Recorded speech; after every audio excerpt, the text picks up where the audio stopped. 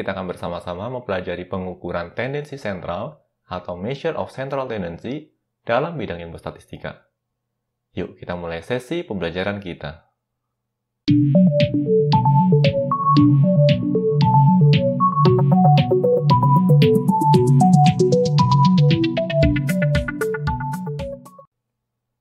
Untuk memulai sesi belajar kita kali ini, pertama-tama kita akan coba pahami terlebih dahulu apa itu measure of central tendency.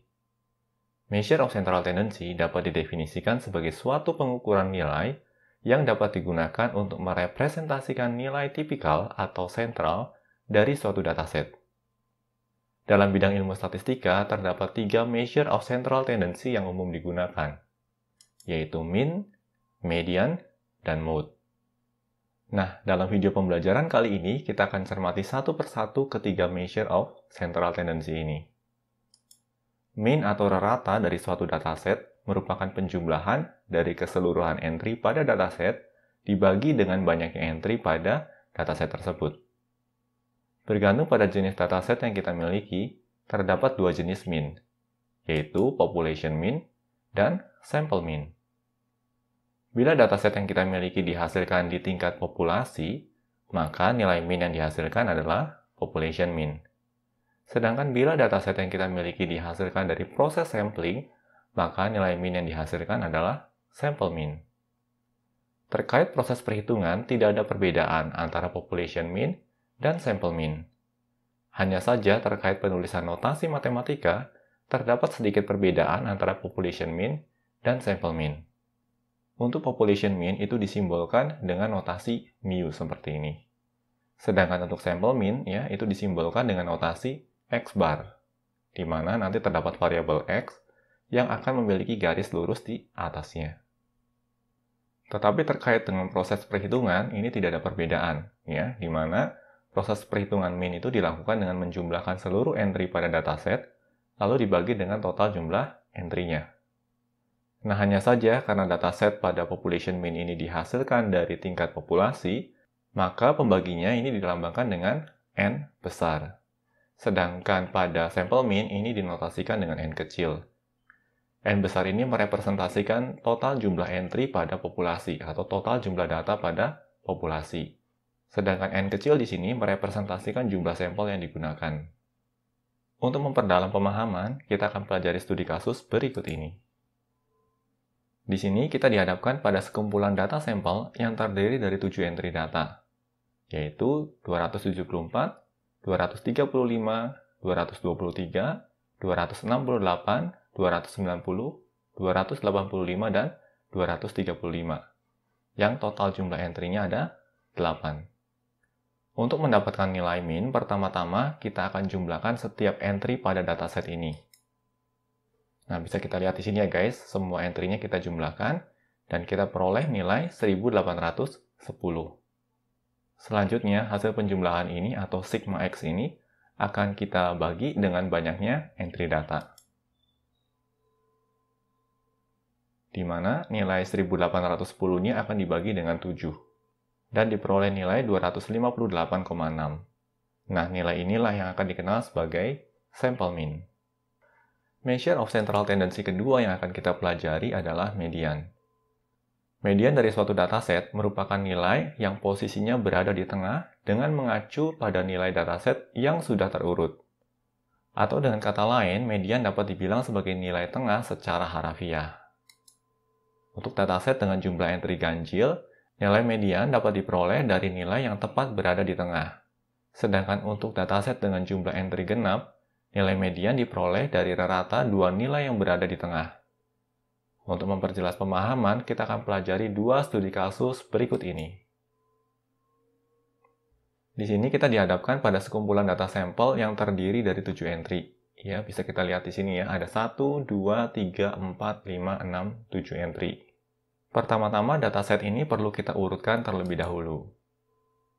Nah, bisa kita lihat di sini ya guys, ini merupakan dataset yang sama, hanya saja nilainya sudah terurut. Karena jumlah entry datanya ganjil, maka nilai median dapat dengan mudah kita temukan pada posisi tengah dari dataset kita yang sudah kita urutkan. Nah, ini merupakan nilai mediannya. Lalu selanjutnya, pada studi kasus kedua, kita dihadapkan pada sekumpulan data sampel yang terdiri dari 6 entry data yang sudah terurut. Karena jumlah entry datanya genap, maka nilai median dapat diperoleh dengan menghitung nilai rata dari 2 entry yang berada pada posisi di tengah. Ya, di sini kita bisa lihat, di posisi tengahnya terdapat 2 entry data, yaitu 235 dan 268. Oleh karenanya, median bisa kita peroleh dengan melakukan kalkulasi atau perhitungan rata atau rata-rata dari kedua entry ini. Sehingga diperoleh nilai 251,5.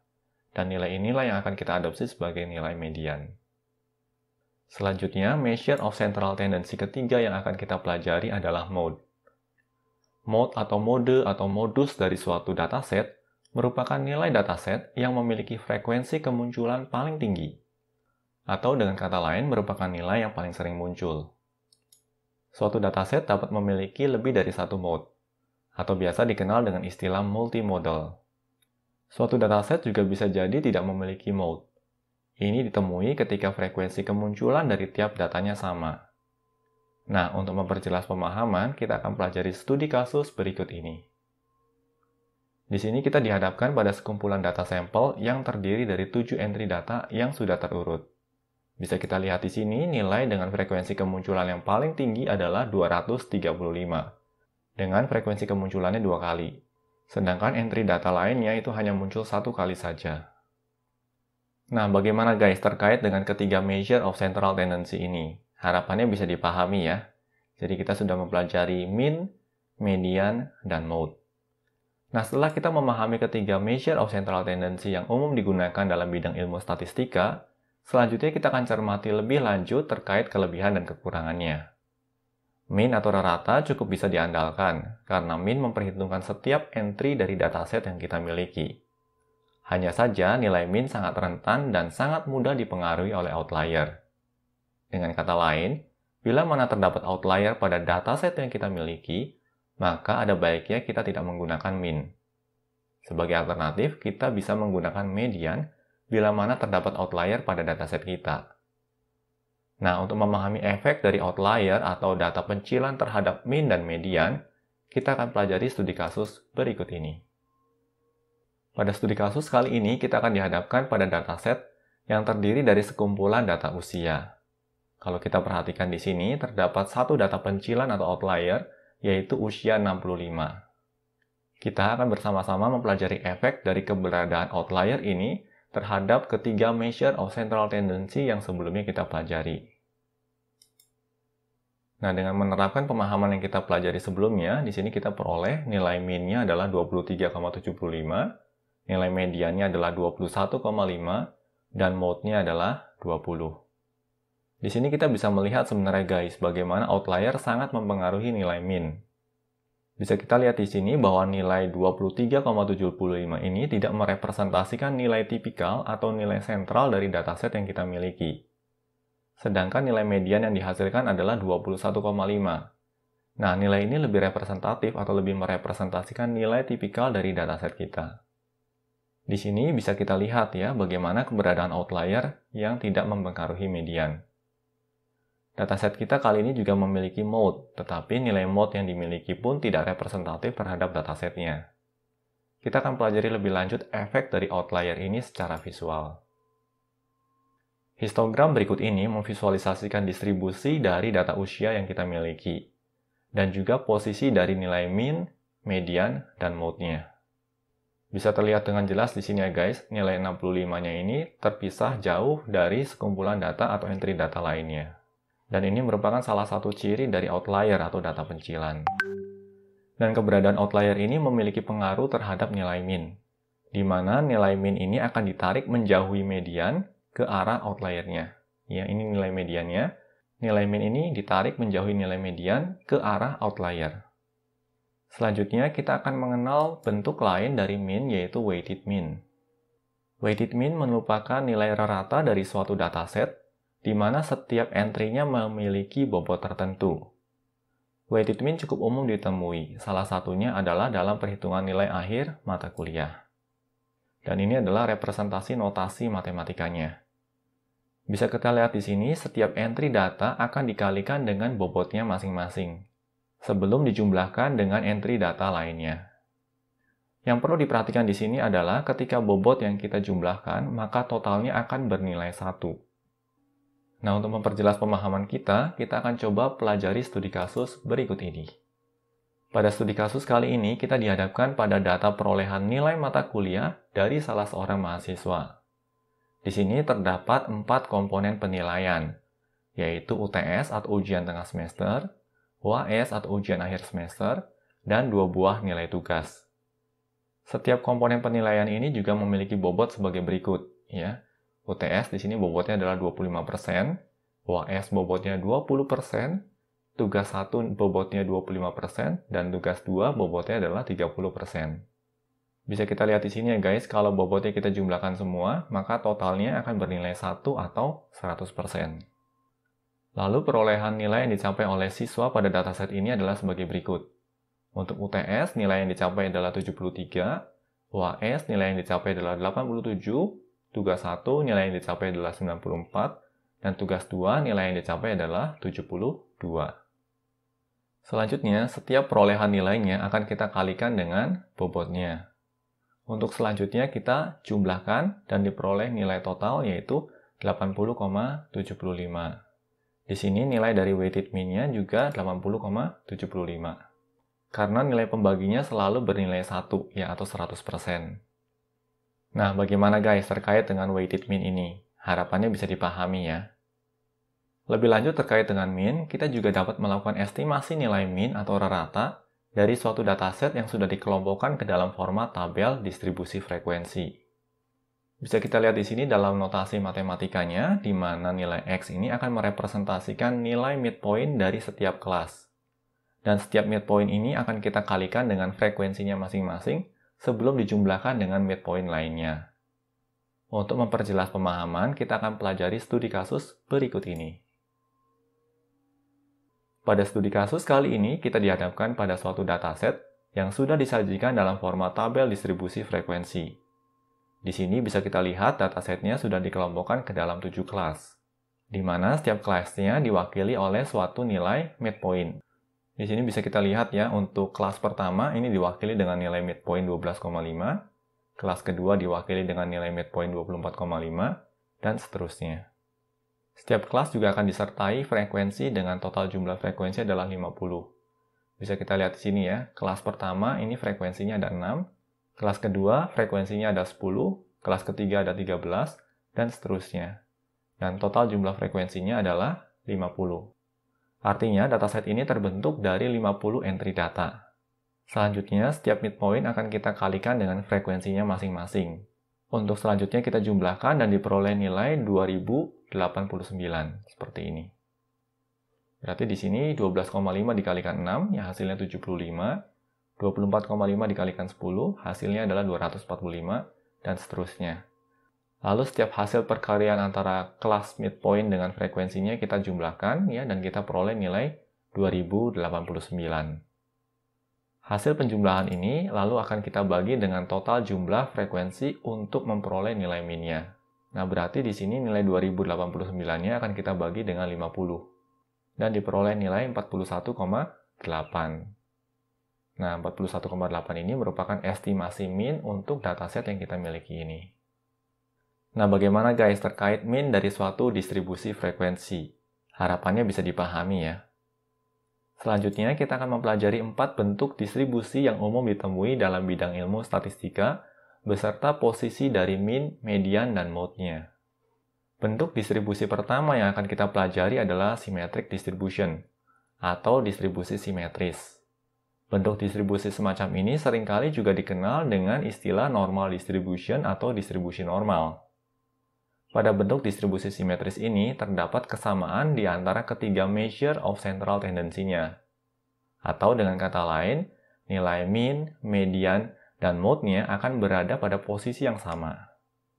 Selanjutnya, bentuk distribusi kedua yang akan kita pelajari adalah uniform distribution. Ciri utama dari bentuk distribusi ini adalah terdapat keseragaman frekuensi dari tiap entry pada datasetnya. Oleh karenanya, bentuk distribusi ini tidak memiliki nilai mode. Selain itu, mean dan median juga akan berada pada posisi yang sama. Lalu, dua bentuk distribusi yang akan kita pelajari selanjutnya adalah left skew distribution dan right skew distribution. Bentuk distribusi semacam ini sangat umum ditemui, terutama sekali bila terdapat outlier atau data pencilan pada dataset. Semisal pada distribusi ini, yang di sisi kiri ini, bisa kita lihat posisi ekornya berada di sisi sebelah kiri. Ya, ini ekornya, ini kepalanya. Ya, ini ekornya nih. Bentuk distribusi ini dikenal dengan istilah left skew distribution. Sedangkan pada distribusi yang ini, memiliki ekor di sebelah kanan. Bentuk distribusi semacam ini dikenal dengan istilah right skew distribution. Pada skew distribution, posisi mean akan ditarik menjauhi median ke arah ekor. Bisa kita lihat di sini ya guys, pada left skew distribution, posisi mean-nya akan ditarik menjauhi median ke arah ekornya. Ya, di sini berarti ke arah kiri. Sedangkan pada right skew distribution, posisi mean-nya akan ditarik juga menjauhi median dan mengarah ke arah ekornya, yaitu ke arah kanan. Nah, bagaimana guys terkait keempat bentuk distribusi ini? Harapannya bisa dipahami ya. Demikian pembahasan terkait measure of central tendency dalam bidang ilmu statistika. Materi yang disampaikan dalam video ini terbilang padat. Oleh karenanya silakan untuk melakukan pause ataupun pengulangan video agar dapat memahami materi yang disampaikan dengan baik. Semoga pembahasan dalam video ini dapat membantu kalian dalam mempelajari dasar ilmu statistika. Pastikan juga untuk terus mengikuti materi-materi pembelajaran terkait lainnya di channel ini. Oke guys, semoga video ini bermanfaat bagi kita semua. Jangan lupa untuk komen, like, share, dan subscribe tentunya, karena ini akan menjadi motivasi bagi kami untuk menghasilkan materi-materi pembelajaran berkualitas lainnya. Kita akan bersama-sama mempelajari pengukuran keberagaman atau sebaran data dalam bidang ilmu statistika. Pengukuran semacam ini juga dikenal dengan istilah measure of variation atau measure of spread. Yuk kita mulai sesi pembelajaran kita.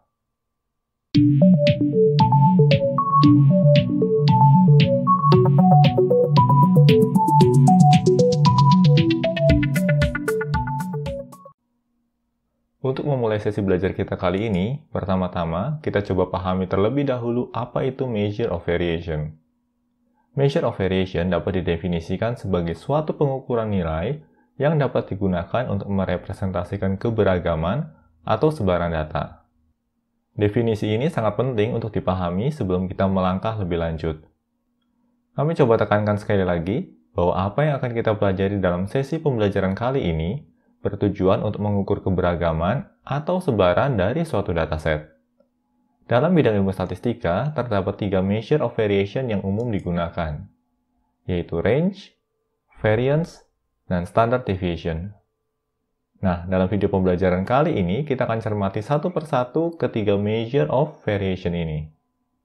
Range atau jangkauan dari suatu dataset merupakan hasil perhitungan selisih antara nilai tertinggi dengan nilai terendah pada dataset tersebut.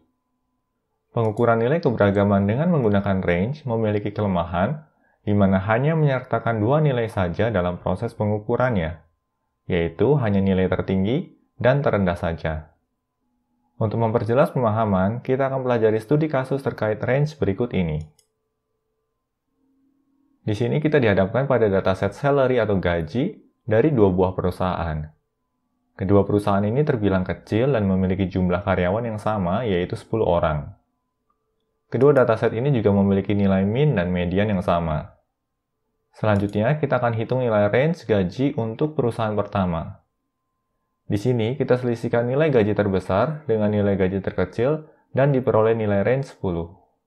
Selanjutnya, kita akan hitung nilai range gaji untuk perusahaan kedua. Di sini, kita peroleh nilai range 35. Karena kedua perusahaan ini memiliki nilai mean gaji yang sama, maka dari hasil perhitungan range ini, kita bisa simpulkan bahwa perusahaan kedua memiliki sebaran gaji dengan rentang yang lebih lebar bila dibandingkan dengan perusahaan pertama.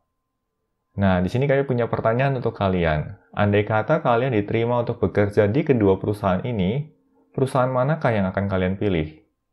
Yuk, tulis jawaban kalian pada kolom komentar di bawah ini. Dan jangan lupa untuk menyertakan argumentasi atau alasan kalian. Measure of variation kedua yang akan kita pelajari adalah variance atau variansi. Variance dari suatu dataset merupakan hasil perhitungan rata simpangan tiap entry data pada dataset terhadap nilai mean dari dataset tersebut. Bergantung pada jenis data yang kita miliki, terdapat dua jenis variance, yaitu population variance dan sample variance. Population variance disimbolkan dengan notasi sigma kuadrat, sedangkan sample variance disimbolkan dengan huruf S besar kuadrat. Lalu untuk population variance, setiap entry data akan diselisihkan dengan nilai population mean yang dinotasikan dengan mu. Sedangkan pada sample variance, setiap entry data akan diselisihkan dengan nilai sample mean yang dinotasikan dengan X bar. Perbedaan mendasar antara population variance dan sample variance terdapat pada nilai pembaginya. Nilai pembagi pada population variance adalah jumlah entry data pada population yang dinotasikan dengan huruf N besar. Sedangkan nilai pembagi pada sample variance adalah jumlah entry data pada sampel yang dikurangkan dengan 1. Jumlah entry data pada sampel dinotasikan dengan huruf N kecil. Untuk memperjelas pemahaman, kita akan pelajari studi kasus terkait variance berikut ini. Di sini kita akan mencoba menghitung nilai variance dari dataset gaji perusahaan pertama. Kita tahu bahwa nilai mean dari data ini adalah 41,5. Nilai mean ini kita peroleh dengan cara menjumlahkan seluruh entry datanya, dan kita peroleh nilai 415, dan nilai ini kita bagi dengan banyaknya entry data, yaitu 10, sehingga kita peroleh nilai 41,5. Selanjutnya, kita akan selisihkan tiap entry data dengan nilai mean, atau dengan kata lain, di sini kita melakukan pengukuran simpangan dari tiap entry data terhadap nilai mean-nya. Nah, di sini kita sudah mendapatkan nilai mean 41,5, langkah berikutnya adalah setiap entry datanya akan kita selisihkan dengan nilai mean ini. Sebagai contoh di sini 41 akan kita selisihkan dengan 41,5 sehingga dihasilkan nilai negatif 0,5. Lalu 38 kita selisihkan dengan 41,5 dan diperoleh nilai negatif 3,5. 39 juga kita selisihkan dengan nilai 41,5 dan diperoleh nilai negatif 2,5. Demikian seterusnya. Sehingga pada akhirnya kita memperoleh sekumpulan data yang merupakan hasil pengukuran simpangan antara tiap data point ini dengan nilai mean-nya. Nah, karena kita ingin menghitung rata dari nilai simpangan, maka kita akan jumlahkan terlebih dahulu nilai simpangan ini.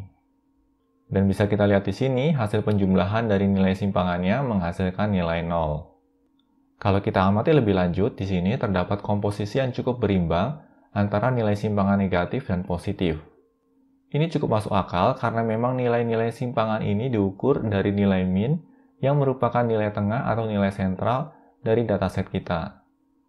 Nah, bagi kalian yang mengalami kebingungan di poin ini, kami sarankan kalian untuk pause terlebih dahulu videonya dan coba kembali untuk melakukan review terhadap materi pembelajaran di video sebelumnya terkait topik Measure of Central Tendency.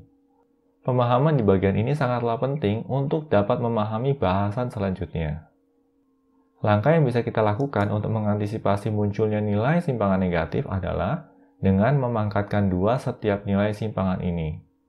Sebagai contoh di sini, nilai negatif 0,5-nya kita pangkatkan 2 sehingga dihasilkan nilai 0,25. Negatif 3,5 kita pangkatkan 2 dan diperoleh nilai 12,25. Nilai negatif 2,5 juga kita pangkatkan 2 sehingga kita memperoleh nilai 6,25. 3,5 kita pangkatkan 2 menjadi 12,25. 5,5 kita pangkatkan 2 menjadi 30,25. Demikian seterusnya kita terapkan hal yang sama untuk keseluruhan data. Lalu barulah kita jumlahkan nilai simpangan kuadratnya dan diperoleh nilai 88,5. Selanjutnya, hasil penjumlahan tersebut kita bagi dengan jumlah entry data dan dihasilkan nilai variance 8,9. Nah, bagaimana guys? Harapannya mulai bisa dipahami ya apa yang dimaksud dengan variance dan mengapa dalam notasinya menyertakan pangkat 2. Sekarang giliran kalian nih untuk mencoba menghitung nilai variance dari dataset gaji perusahaan kedua. Bagikan juga proses dan hasil perhitungan kalian pada kolom komentar di bawah ini. Measure of variation ketiga yang akan kita pelajari adalah standard deviation atau dalam bahasa Indonesia biasa dikenal dengan istilah simpangan baku. Kelemahan utama dari variance adalah nilai yang dihasilkan tidak lagi memiliki satuan yang sama dengan entry data, karena memang nilainya sudah dipangkatkan 2. Kelemahan ini dapat diatasi dengan standard deviation. Pada dasarnya, standard deviation merupakan perhitungan akar kuadrat dari variance. Sama halnya dengan variance, terdapat dua jenis standard deviation, yaitu population standard deviation dan sample standard deviation. Population standard deviation akan menggunakan notasi sigma, sedangkan sample standard deviation akan menggunakan notasi huruf S besar. Untuk memperjelas pemahaman, kita akan pelajari studi kasus berikut ini. Dari perhitungan sebelumnya, untuk dataset gaji perusahaan pertama, kita mendapati nilai variance 8,9. Nilai standard deviation-nya bisa kita peroleh dengan menerapkan akar kuadrat terhadap nilai variance ini. Di sini kita mendapati nilai standard deviation 3 atau 3,0. Atau dengan kata lain, kita bisa bilang bahwa rata gaji yang ditawarkan oleh perusahaan ini adalah 41,5 plus minus 3. Nah, nilai 3-nya itu mengacu pada standard deviation. Atau dengan kata lain, kita bisa bilang bahwa rata gaji yang ditawarkan oleh perusahaan ini adalah 41,5 plus minus 3. Yang perlu diperhatikan di sini adalah standard deviation dan nilai entry data akan memiliki satuan yang sama. Sebagai contoh, bila nilai gaji pada dataset ini menggunakan satuan rupiah, maka nilai standard deviation yang dihasilkan juga menggunakan satuan rupiah. Nah, bagaimana guys terkait dengan ketiga measure of variation ini? Harapannya bisa dipahami ya. Oh ya guys, sekarang giliran kalian nih untuk mencoba menghitung nilai standard deviation dari dataset gaji perusahaan kedua. Bagikan juga proses dan hasil perhitungan kalian pada kolom komentar di bawah ini. Selanjutnya kita akan melakukan review terkait notasi matematika yang sudah kita gunakan sejauh ini. Di sini kami ingin menekankan perbedaan penggunaan notasi pada dataset population dan sampel. Nah, bagi kalian yang masih bingung dengan perbedaan antara population dan sampel, kami sarankan untuk melakukan review video-video pembelajaran yang pernah kami sampaikan pada sesi sebelumnya. Nah, di sini pertama-tama kita cermati dulu notasi untuk variance. Population variance akan dinotasikan dengan sigma kuadrat, sedangkan sample variance akan dinotasikan dengan S kuadrat, di mana S-nya menggunakan huruf S besar. Lalu untuk population standard deviation akan dinotasikan dengan sigma. Sedangkan untuk sample standard deviation akan dinotasikan dengan huruf S besar. Population mean akan dinotasikan dengan mu. Dan sample mean akan dinotasikan dengan X bar.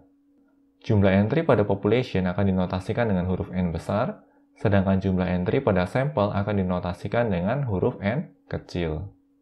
Lalu terkait dengan deviation, ya, ini merupakan simpangan suatu entry data terhadap nilai mean-nya. Untuk population deviation, kita bisa notasikan dengan X lalu dikurangkan dengan mu. Sedangkan untuk sample deviation, bisa kita notasikan dengan X lalu dikurangkan dengan X bar. Lalu selanjutnya, terkait dengan perhitungan sum of square, maka di sini kita tinggal tambahkan saja notasi sigma untuk merepresentasikan proses sum atau proses penjumlahan total. Selanjutnya, kita akan mempelajari beberapa studi kasus lain yang akan membantu kita untuk memahami hubungan antara nilai standard deviation dengan bentuk distribusi.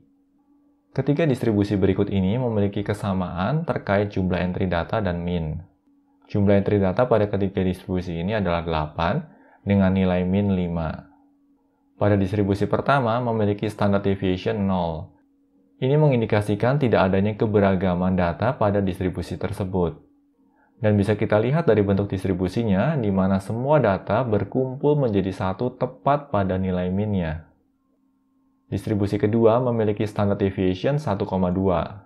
Ini mengindikasikan adanya keberagaman data pada distribusi tersebut, di mana setiap entry data akan menyimpang dari nilai sentral atau nilai mean dengan rata sejauh 1,2. Lalu pada distribusi ketiga memiliki nilai standard deviation yang lebih besar, yaitu 3. Ini mengindikasikan setiap entry data akan menyimpang dari nilai mean dengan rata sejauh 3. Nah, mengingat jumlah entry data yang hanya 8, kondisi semacam ini akhirnya menghasilkan bentuk distribusi yang terbelah menjadi dua bagian seperti ini. Nah, bagaimana guys? Harapannya studi kasus ini juga dapat membantu untuk memperdalam pemahaman kalian terkait apa itu standard deviation dan efeknya terhadap bentuk distribusi. Sekarang giliran kalian nih untuk memprediksi berapakah nilai standard deviation dari ketiga distribusi berikut ini. Ketiganya memiliki entry data 8 dan nilai mean 4. Dengan hanya melihat bentuk distribusinya, Cobalah kalian untuk melakukan estimasi terkait nilai dari standard deviation untuk tiap distribusi ini. Kalian dapat menuliskan jawaban kalian pada kolom komentar di bawah ini. Selanjutnya kita akan berkenalan dengan empirical rule. Data yang kita temui di kehidupan sehari-hari umumnya memiliki bentuk distribusi yang mendekati bentuk distribusi simetris atau biasa dikenal dengan istilah bell-shaped distribution. Nah, empirical rule dapat diterapkan pada bentuk distribusi simetris semacam ini.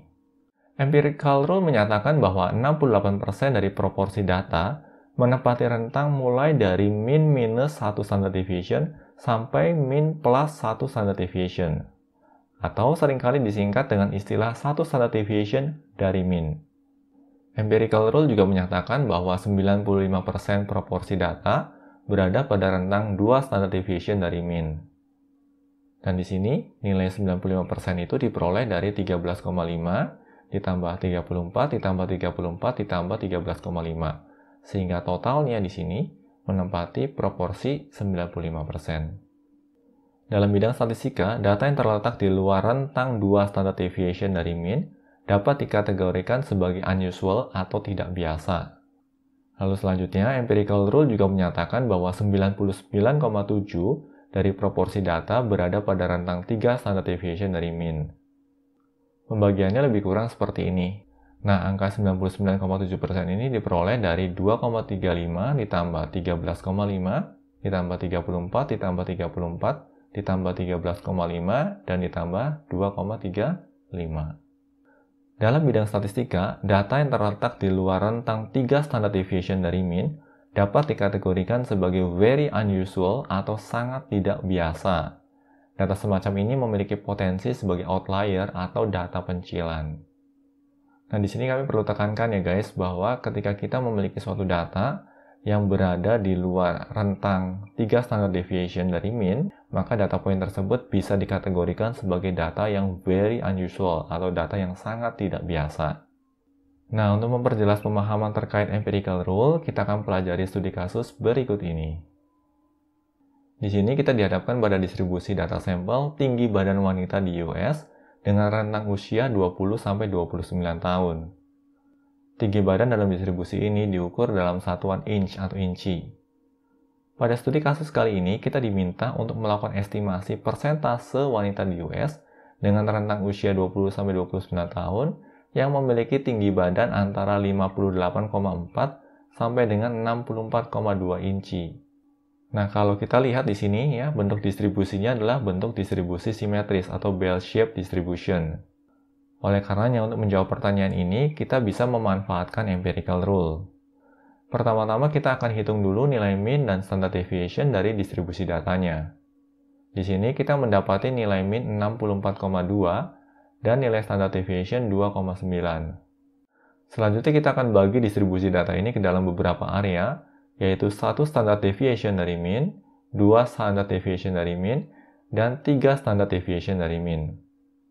Lalu untuk setiap bagian yang terbentuk, kita akan terapkan empirical rule yang sebelumnya kita pelajari. Nah, di sini bisa terlihat ya guys, ternyata nilai 58,4 sampai dengan 64,2 ini berada pada rentang nilai 2 standard deviation di bawah nilai minnya. Dan berdasarkan empirical rule, area ini memiliki proporsi 47,5%. Dan 47,5% ini diperoleh dari 13,5% ditambah dengan 34%. Nah, bagaimana guys dengan studi kasus ini? Harapannya bisa membantu pemahaman kalian terkait empirical rule. Selanjutnya kita akan mempelajari alternatif bagi empirical rule, yaitu Chebyshev theorem. Chebyshev theorem menyatakan bahwa proporsi minimum dari dataset yang berada pada K standard distribution dapat diformulasikan dengan 1 dikurangi 1 per K kuadrat. Dengan kata lain, proporsi minimum untuk data yang berada dalam rentang 2 standard deviation dari min adalah 3/4 atau 75%. Dan proporsi minimum untuk data yang berada dalam rentang 3 standard deviation dari min adalah 8/9 atau 88,9%. Yang perlu ditekankan di sini adalah nilai proporsi yang dihasilkan oleh Chebyshev theorem adalah nilai proporsi minimal. Artinya, nilai proporsi sebenarnya bisa saja lebih besar dari nilai proporsi yang dihasilkan oleh Chebyshev theorem. Nah, di sini mungkin kalian mulai bertanya-tanya, mengapa kita membutuhkan Chebyshev theorem, padahal kita sudah memiliki empirical rule? Jawabannya adalah karena empirical rule hanya berlaku untuk symmetric distribution atau bell-shaped distribution saja. Artinya, kita tidak bisa menggunakan empirical rule bila distribusi data yang kita miliki bukan distribusi simetris. Sebagai alternatif, kita bisa menggunakan Chebyshev theorem ini. Karena Chebyshev theorem bisa diterapkan untuk semua bentuk distribusi. Untuk memperjelas pemahaman terkait Chebyshev theorem, kita akan pelajari studi kasus berikut ini. Di sini kita dihadapkan pada distribusi data usia penduduk di New York. Bisa dilihat dari histogram, data usia dikelompokkan dalam beberapa kelas, yaitu 5 tahun, 15 tahun, 25 tahun, 35 tahun, dan seterusnya. Sumbu Y di sini mengindikasikan frekuensi atau jumlah data dari tiap kelasnya. Pada kasus kali ini, kita diminta untuk menghitung proporsi data yang berada dalam rentang 2 standard deviation dari mean. Berdasarkan hasil perhitungan, didapati nilai mean 38,8 tahun, dan nilai standard deviation-nya 22,5 tahun. Nah, di sini kita juga bisa lihat bentuk distribusinya bukan symmetric distribution, artinya kita tidak dapat menerapkan empirical rule. Sebagai alternatif, kita akan menerapkan Chebyshev theorem. Pertama-tama kita akan hitung terlebih dahulu jangkauan usia dalam rentang 2 standard deviation dari mean.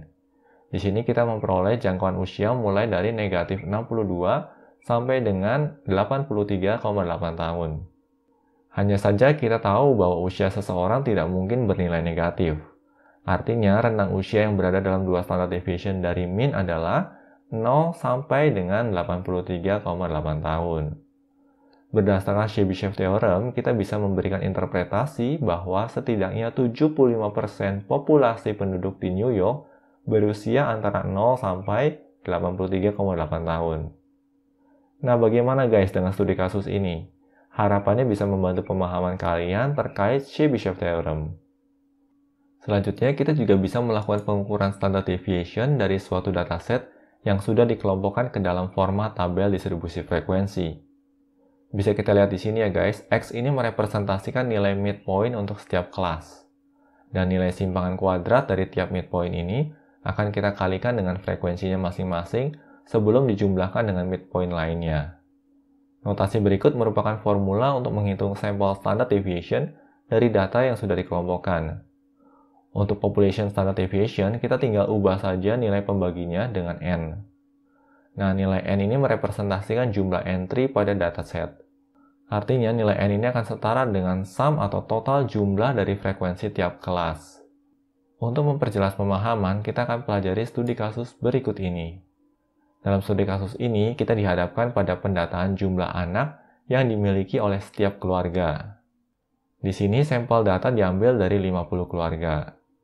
Selanjutnya, dataset ini kita transformasikan ke dalam format tabel distribusi frekuensi.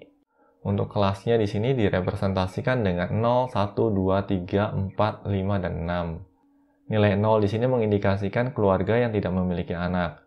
Nah, berdasarkan data yang ada di sini, ternyata ada 10 keluarga yang tidak memiliki anak. Maka di bagian frekuensinya kita beri nilai 10. X1 di sini mengindikasikan keluarga yang hanya memiliki satu orang anak. Dan berdasarkan data yang ada di sini, kita peroleh bahwa frekuensinya 19, atau dengan kata lain, ada 19 keluarga yang hanya memiliki satu orang anak. Kalau untuk jumlah anak 2, ya frekuensinya adalah 7. Artinya terdapat 7 keluarga yang memiliki jumlah anak 2. Dan proses transformasi yang sama kita lakukan untuk keseluruhan data yang lain. Lalu di sini kita hitung nilai min-nya dan kita peroleh nilai min 1,82 atau kalau mau kita sederhanakan menjadi 1,8. Selanjutnya kita akan hitung nilai simpangan untuk setiap kelasnya. Nah, di sini berarti untuk nilai X0 akan diselisihkan dengan 1,82 dan diperoleh nilai negatif 1,82. Nilai X1 diselisihkan dengan X bar-nya yaitu 1,82 dan diperoleh nilai negatif 0,82. 2 kita selisihkan dengan 1,82 dan diperoleh nilai 0,18. Demikian seterusnya. Lalu berikutnya, setiap nilai simpangan ini kita kuadratkan, ya. Di sini negatif 1,82 kita kuadratkan menjadi 3,3124. Negatif 0,82 kita kuadratkan menjadi 0,6724. 0,18 kita kuadratkan menjadi 0,0324. Dan seterusnya. Lalu berikutnya, setiap nilai simpangan kuadrat ini kita kalikan dengan frekuensinya masing-masing. Di sini berarti nilai 3,3124 kita kalikan dengan frekuensinya yaitu 10, sehingga dihasilkan nilai 33,1240. Nilai 0,6724 kita kalikan dengan 19, dan dihasilkan nilai 12,7756. Demikian seterusnya. Untuk selanjutnya, nilai-nilai ini kita sumkan untuk kita jumlahkan dan diperoleh nilai 145,38. Lalu selanjutnya kita lanjutkan dengan proses perhitungan standard deviation-nya dan kita peroleh nilai 1,7. Nah, bagaimana guys terkait dengan standard deviation dari suatu distribusi frekuensi? Harapannya bisa dipahami ya. Selanjutnya kita akan mempelajari coefficient of variation. Standard deviation itu dapat digunakan untuk membandingkan keberagaman atau sebaran data antar dataset yang memiliki satuan pengukuran yang sama dengan nilai min yang mirip. Sedangkan untuk dataset yang memiliki satuan pengukuran yang berbeda atau nilai min yang jauh berbeda, maka kita mesti menggunakan coefficient of variation. Coefficient of variation dapat dinotasikan sebagai berikut. Nah, kalau kita cermati formulanya, kita bisa pahami bahwa nilai coefficient of variation ini merepresentasikan proporsi atau persentase dari nilai standard deviation terhadap nilai min-nya. Untuk memperjelas pemahaman, kita akan pelajari studi kasus berikut ini. Kali ini kita dihadapkan pada dataset tinggi badan dan berat badan dari suatu tim pemain bola basket. Untuk tinggi badannya diukur dalam satuan inch atau inci, dan untuk berat badannya diukur dalam satuan pound atau pound. Nah, di sini kita diminta untuk membandingkan keberagaman antara dataset tinggi badan dengan dataset berat badan. Karena kedua dataset ini memiliki satuan pengukuran serta nilai min yang berbeda, maka kita tidak dapat membandingkan keduanya hanya dengan menggunakan standard deviation secara langsung. Untuk kebutuhan ini, kita dapat memanfaatkan coefficient of variation. Nah, di sini pertama-tama kita hitung terlebih dahulu nilai min dan standard deviation untuk kedua dataset tersebut. Selanjutnya, kita akan hitung nilai coefficient of variation-nya. Kembali mengingatkan bahwa pada dasarnya, nilai coefficient of variation merupakan proporsi nilai standard deviation terhadap nilai min. Di sini kita mendapati nilai 4,5% untuk dataset tinggi badan dan 9,4% untuk dataset berat badan. Atau dengan kata lain, kita bisa interpretasikan bahwa dataset berat badan memiliki keberagaman lebih tinggi bila dibandingkan dengan dataset tinggi badan. Dan interpretasi ini bisa kita hasilkan dengan membandingkan nilai dari coefficient of variation-nya. Nah, bagaimana guys dengan studi kasus ini? Harapannya bisa membantu pemahaman kalian terkait coefficient of variation. Demikian pembahasan terkait measure of central tendency dalam bidang ilmu statistika. Materi yang disampaikan dalam video ini terbilang padat. Oleh karenanya, silakan untuk melakukan pause ataupun pengulangan video agar dapat memahami setiap materi yang disampaikan dengan baik. Semoga pembahasan dalam video ini dapat membantu kalian dalam mempelajari dasar ilmu statistika. Pastikan juga untuk terus mengikuti materi-materi pembelajaran terkait lainnya di channel ini. Semoga video ini bermanfaat bagi kita semua. Jangan lupa untuk komen, like, share, dan subscribe tentunya, karena ini akan menjadi motivasi bagi kami untuk terus menghasilkan materi pembelajaran berkualitas lainnya. Dalam video ke-9 ini, kita akan bersama-sama mempelajari pengukuran posisi data dalam statistika. Pengukuran semacam ini juga dikenal dengan istilah measure of position. Yuk kita mulai sesi pembelajaran kita.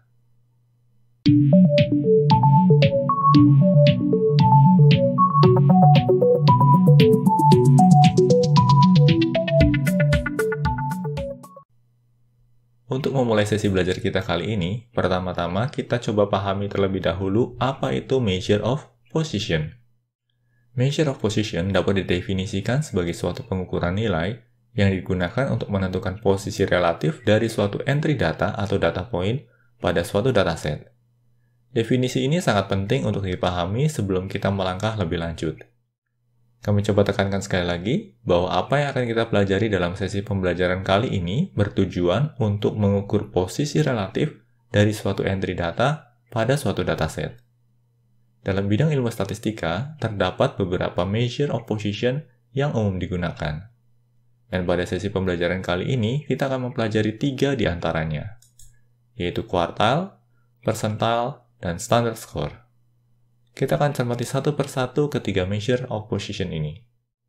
Measure of position pertama yang akan kita pelajari adalah quartile atau quartile. Quartile merupakan nilai yang membagi suatu dataset terurut menjadi 4 bagian yang sama. Terdapat 3 nilai quartile, yaitu quartile pertama, quartile kedua, dan kuartal ketiga, atau seringkali disimbolkan dengan notasi Q1, Q2, dan Q3. Untuk memperjelas pemahaman, kita akan mempelajari studi kasus terkait kuartal berikut ini. Di sini kita dihadapkan pada dataset jumlah pabrik yang berada di 15 provinsi. Nah, ini dia datasetnya. Setiap nilai di sini merepresentasikan jumlah pabrik yang berada di suatu provinsi tertentu. Sebagai contoh, nilai 6 di sini merepresentasikan jumlah pabrik yang berada di suatu provinsi. 7 di sini merepresentasikan jumlah pabrik yang berada di provinsi yang lain. Demikian juga dengan nilai-nilai selanjutnya pada dataset ini. Setiap nilai di sini merepresentasikan jumlah pabrik yang berdiri atau terdapat dalam suatu provinsi. Kuartal dari dataset ini bisa diperoleh dengan mengurutkan terlebih dahulu nilai pada datasetnya. Nah, di sini kebetulan nilai-nilai pada datasetnya sudah terurut. Lalu kita bagi datasetnya menjadi 4 bagian besar. Nah, ini dia nilai Q1, Q2, dan Q3 untuk dataset ini. Bisa kita lihat di sini, nilai Q2-nya akan sama dengan nilai median. Dari nilai kuartal yang dihasilkan, kita bisa melakukan interpretasi sebagai berikut. Terdapat 1/4 provinsi dengan jumlah pabrik 9 atau kurang. Dan interpretasi ini diindikasikan dengan Q1. Lalu, terdapat setengah provinsi dengan jumlah pabrik 16 atau kurang. Dan interpretasi ini dihasilkan dari nilai Q2-nya. Lalu berikutnya, kita juga bisa bilang terdapat 3/4 provinsi dengan jumlah pabrik 33 atau kurang. Nah, interpretasi ketiga ini dihasilkan dari nilai Q3 di sini. Nah, bagaimana guys? Harapannya mulai bisa dipahami ya, apa itu kuartal, dan bagaimana melakukan interpretasi terhadap suatu nilai kuartal. Selanjutnya, kita akan mempelajari interquartile range atau biasa disingkat sebagai IQR. Interquartile range adalah measure of variation atau pengukuran keberagaman data atau sebaran data dengan menselisihkan nilai kuartal ketiga dan nilai kuartal pertama. Atau secara notasi matematika bisa dituliskan seperti ini. Nilai IQR itu sama dengan nilai Q3 yang diselisihkan dengan nilai Q1. Interquartile range juga dapat digunakan untuk melakukan deteksi outlier. Suatu entry data atau data point pada suatu dataset bisa dikategorikan sebagai outlier bila nilainya lebih kecil dari Q1 dikurangkan 1,5 IQR. Atau bila nilainya lebih besar dari Q3 ditambahkan 1,5 IQR. Untuk memperjelas pemahaman, kita akan pelajari studi kasus berikut ini. Di sini kita akan memanfaatkan dataset yang sama, yaitu dataset jumlah pabrik yang didirikan di 15 provinsi.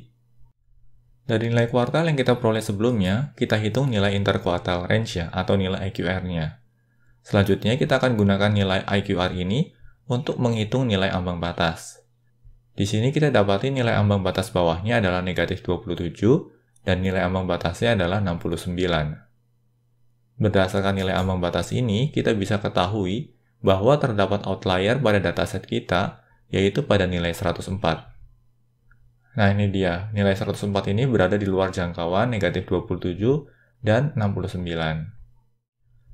Nah, bagaimana guys? Harapannya mulai bisa dipahami ya, pemanfaatan nilai interquartile range untuk deteksi outlier. Selanjutnya, kita akan mengenal visualisasi data yang sangat erat hubungannya dengan kuartal, yaitu box and whisker plot atau seringkali dikenal sebagai box plot. Sesuai dengan namanya, box and whisker plot ini terbentuk dari 2 komponen, yaitu box atau kotak dan whisker atau kumis. Bentuk visualisasinya lebih kurang seperti ini. Nah, bisa kita lihat di sini ya guys, di sini ada sebuah kotak atau box dan kotak ini memiliki sepasang kumis atau whisker. Nah, ini adalah kumis di sisi sebelah kiri, dan yang ini adalah kumis di sisi sebelah kanannya. Lalu untuk bagian boxnya, ini akan merepresentasikan nilai Q1, Q2, dan Q3. Nilai Q1 ini merepresentasikan sisi sebelah kiri dari box atau dari kotak. Sedangkan nilai Q3 akan merepresentasikan sisi sebelah kanan dari boxnya. Lalu garis tengah pada box atau kotak ini merepresentasikan nilai Q2 atau median. Lalu berikutnya, ujung dari kumis yang berada di sisi sebelah kiri ini merepresentasikan nilai terkecil atau nilai minimum. Sedangkan ujung dari kumis atau whisker yang berada di sisi sebelah kanan ini merepresentasikan nilai terbesar atau nilai maksimum. Untuk memperjelas pemahaman, kita akan pelajari studi kasus berikut ini. Di sini kita kembali dihadapkan pada dataset jumlah pabrik yang didirikan di 15 provinsi dan sudah dilengkapi dengan nilai kuartal. Selanjutnya, kita akan membentuk box and whisker plot dari dataset ini.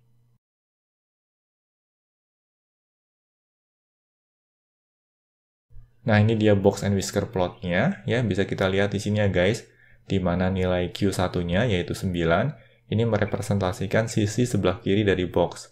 Sedangkan nilai Q3 yaitu nilai 33, ini merepresentasikan sisi paling kanan dari box-nya. Lalu untuk nilai Q2 atau nilai median, dalam hal ini adalah nilai 16, ini merepresentasikan garis yang berada pada tengah box. Lalu nilai 6 di sini, yaitu nilai minimum, akan merepresentasikan ujung dari kumis sebelah kiri.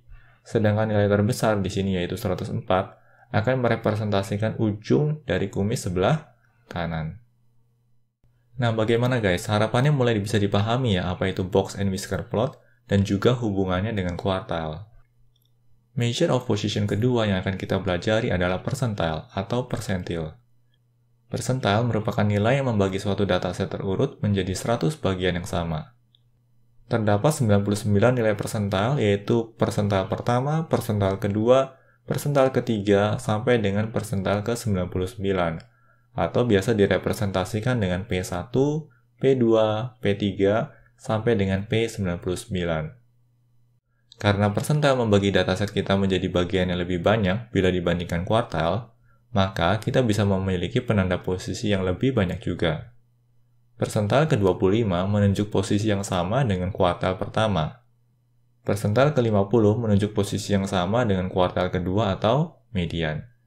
Dan persentil ke-75 menunjuk posisi yang sama dengan kuartal ketiga.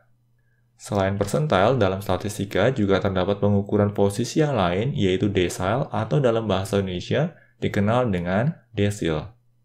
Pada decile, suatu dataset terurut akan dibagi menjadi 10 bagian yang sama. Hanya saja karena modelnya mirip dengan kuartal maupun persentil, maka decile ini tidak kami bahas dalam sesi pembelajaran kita kali ini. Serupa dengan kuartal, kita juga dapat memanfaatkan persentil untuk mendeteksi keberadaan outlier pada dataset. Entry data atau data point pada suatu dataset bisa dikategorikan sebagai outlier bila memiliki nilai lebih kecil dari nilai persentil ke-5 atau bila memiliki nilai lebih besar dari nilai persentil ke-95. Untuk memperjelas pemahaman, kita akan pelajari studi kasus berikut ini. Di sini kita dihadapkan pada dataset usia peserta sepeda santai yang terdiri dari 25 peserta. Semisal kita ingin mengetahui posisi usia 30 tahun pada dataset dengan menggunakan persentil. Maka cara yang bisa ditempuh adalah sebagai berikut. Pertama-tama kita hitung jumlah entry data dengan nilai lebih kecil dari 30. Di sini kita mendapati terdapat 9 entry data dengan nilai lebih kecil dari 30. Nilai persentil bisa diperoleh dengan membagi jumlah entry data ini dengan keseluruhan jumlah entry data pada dataset lalu dikalikan 100. Bisa kita lihat di sini kalkulasinya 9 dibagi dengan 25 lalu dikalikan 100 dan diperoleh nilai 36 sebagai persentil dari data usia 30 tahun. Karena nilai persentilnya masih berada di antara 5 dan 95, maka entry data ini bukan termasuk outlier. Dari nilai persentil ini, kita juga bisa melakukan interpretasi sebagai berikut. Peserta dengan usia 30 tahun terbilang lebih tua bila dibandingkan dengan 36% peserta lain pada dataset ini. Nah, bagaimana guys? Harapannya mulai bisa dipahami ya apa itu persentil dan bagaimana kita melakukan interpretasi terhadap suatu nilai persentil. Measure of position ketiga yang akan kita pelajari adalah standard score, atau biasa dikenal sebagai Z-score. Standard score merepresentasikan nilai simpangan dari suatu entry data terhadap mean dari dataset yang diukur berdasarkan standard deviation. Nilai Z-score bisa berupa bilangan negatif, positif, atau 0. Nilai Z-score negatif mengindikasikan posisi entry data berada di sebelah kiri nilai mean. Nilai Z-score positif mengindikasikan posisi entry data berada di sebelah kanan nilai mean. Dan nilai Z-score 0 mengindikasikan posisi entry data yang tepat berada di posisi nilai mean. Berikut ini adalah notasi matematika untuk melakukan pengukuran Z-score. Di sini bisa kita lihat bahwa Z-score dari suatu entry data X dapat diukur dengan mencari selisih nilai X terhadap nilai mean, lalu dibagi dengan nilai standard deviation. Kita juga dapat memanfaatkan Z-score untuk melakukan deteksi keberadaan outlier pada dataset. 95% entry data pada dataset akan berada di antara nilai Z-score negatif 2 sampai dengan Z-score 2. Ini selaras dengan empirical rule yang pernah kita pelajari pada sesi pembelajaran sebelumnya. Entry data yang berada di luar jangkauan Z-score negatif 2 dan 2 dapat dikategorikan sebagai outlier. Seperti kita lihat pada ilustrasi berikut ini, entry data yang berada di luar jangkauan Z-score negatif 2 dan 2 termasuk data yang tidak biasa atau unusual. Lalu entry data yang terdapat di luar jangkauan Z-score negatif 3 dan 3 termasuk data yang sangat tidak biasa atau very unusual. Untuk memperjelas pemahaman, kita akan pelajari studi kasus berikut ini. Kali ini kita dihadapkan pada dua dataset, yaitu dataset tinggi badan pria dan dataset tinggi badan wanita. Kedua dataset ini diukur menggunakan satuan inch atau inci. Nilai mean untuk dataset tinggi badan pria adalah 69,9 inci dengan standard deviation-nya 3 inci. Lalu nilai mean untuk dataset tinggi badan wanita adalah 64,3 inci dengan standard deviation-nya adalah 2,6 inci. Di sini kita memiliki kebutuhan untuk menghitung nilai Z-score untuk tinggi badan 72 inci pada kedua dataset ini. Dari hasil kalkulasi, kita mendapati nilai Z-score 0,7 untuk dataset tinggi badan pria dan Z-score 3,0 atau 3 untuk dataset tinggi badan wanita. Nah, pertanyaan berikutnya adalah interpretasi apa yang bisa kita hasilkan dari kedua nilai Z-score ini? Kali ini giliran kalian ya yang menjawab pertanyaan ini. Kalian bisa menuliskan jawaban kalian pada kolom komentar di bawah ini. Oh ya guys, jangan lupa untuk menyertakan juga penjelasan dari interpretasi yang kalian berikan. Demikian pembahasan terkait measure of position dalam bidang ilmu statistika. Materi yang disampaikan dalam video ini terbilang padat. Oleh karenanya, silakan untuk melakukan pause ataupun pengulangan video agar dapat memahami materi yang disampaikan dengan baik. Semoga pembahasan dalam video ini dapat membantu kalian dalam mempelajari dasar ilmu statistika. Pastikan juga untuk terus mengikuti materi-materi pembelajaran terkait lainnya di channel ini. Oke guys, semoga video ini bermanfaat bagi kita semua. Jangan lupa untuk komen, like, share, dan subscribe tentunya, karena ini akan menjadi motivasi bagi kami untuk terus menghasilkan materi-materi pembelajaran berkualitas lainnya.